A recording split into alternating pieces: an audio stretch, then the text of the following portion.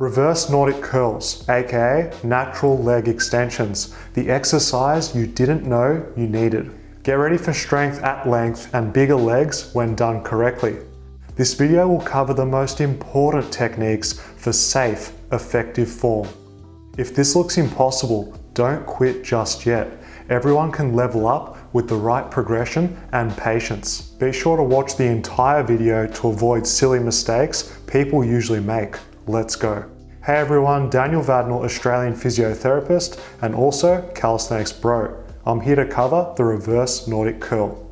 Why should you do this exercise? Well, here are a few of the major takeaways. Strength and mobility are the major incentives for working hard. If you're someone struggling with forever tight quads or hip flexors, get to work. Reverse Nordics simultaneously stretch and strengthen. This is a winning combination. This specific movement is ideal for targeting the biarticular rectus femoris muscle. This crosses both the knee and the hip joints.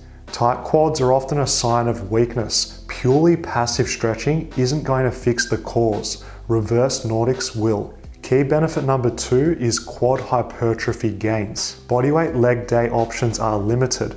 Non-gimmicky isolation exercises are hard to come by. When taken close to, if not momentary muscular failure, bodyweight isolation is a hypertrophy blessing. Fitness FAQs is here to cure calisthenics chicken legs one reverse Nordic curl at a time. Here's how. Setting up correctly is key. Do this by kneeling shoulder width or slightly further apart. We need a decent width to make it possible to lower between our legs. When done right, the thighs will have enough space between the calves to sink nice and deep. The most important cue is pelvic tilt and core. Squeeze the glutes throughout the exercise and keep the abs forcefully braced. This technique genuinely challenges the rectus femoris and quads at large. Doing so is a non-negotiable form standard. You'll notice that I'm tucking the chin. It might look exaggerated, and that's intentional. For whatever scientific reason, the chin tuck promotes ab and glute engagement. Apply and see for yourself. Range of motion is highly individual, based on strength and mobility. Go as low as you can while keeping the body alignment strict. This might be half or even full range. Whatever it is, be patient and do what you can. I've been grinding away at this one for over a year and I've still got room to improve. Ideally, the knees should stay on the ground. Do you notice that mine are lifting up towards the bottom? This is an indicator that I'm working at the limit of my capacity. This is okay, but you just need to be careful and stay safe. Alright, that's cool and all, but where do I start? Chill, don't worry, I've got you covered. Having passive capacity is a requirement for building strength at length with reverse Nordics. Welcome to the effective and equally disgusting couch stretch. Our goal is to increase passive quad and hip flexor flexibility with this one. Try and get the torso upright and flush against the wall. The real challenge is keeping the back glute tight and engaged. Keep a vertical torso for genuine range. Avoid reaching backwards by arching. Beginners, this will only be possible with the knee about a fist from the wall. Doing so makes actually getting into the stretch and benefiting possible.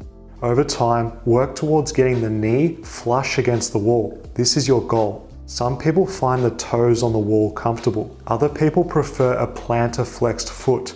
Go with what feels right and helps you tolerate the quad stretch best. The only other stretch you need is the hip extended variation. Both are useful for complementing reverse Nordic training. Working on both positions comprehensively stretches all quad and hip flexor muscles at both the origin and insertions. How long to hold each stretch? 2 to 3 sets of around 60 seconds is going to be universally effective for most people. Moving on to the best method for everyone, banded reverse Nordics. Difficulty can be adjusted for all levels. That's what makes this setup shine. The most challenging part is the bottom range, when the quads are stretched and mechanically weaker. Guess what? The band gives assistance as we sink deeper and deeper. This subtle helping hand allows us to push the limits of our ability. Given sound technique and tempo are applied, only 2 setup constraints need changing. Focus on increasing the range of motion and/or decreasing the band assistance. Apply this advice diligently over the weeks and months, and your body has no choice but to transform. Lastly, to bridge the gap between bands and becoming Neo from the Matrix, try eccentrics. Control the lowering phase maximally right until you're about to fail. Then catch yourself and repeat this for reps. Seeing incorrect form helps learning. Avoid these mistakes. Arching is fake flexibility for our reversed Nordic goals. This anterior pelvic tilt and lumbar extension doesn't optimally stretch rectus femoris. Moving on. Setting up too narrow is another rookie mistake. This doesn't allow room to sink deep. It limits range and it feels awkward. Don't do it. Another exercise pet peeve is uncontrolled fast reps. Using momentum and the stretch reflex isn't productive for reverse Nordics. This is silly and unsafe. Another mistake is chasing reps instead of quality form. Some people love to pump out shallow reps. We want to lengthen the quads and expand our usable range. Quarter reps improve quarter reps. If struggling with quarter reps, please opt for the band instead.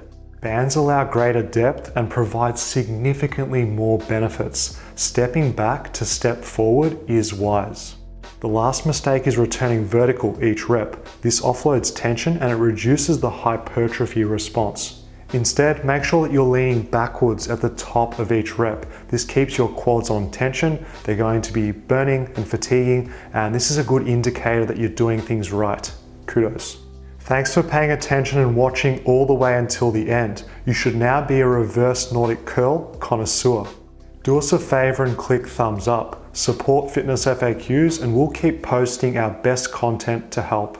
That's it for this one, legends. Go to fitnessfaqs.com for the #1 calisthenics programs and I'll train with you soon.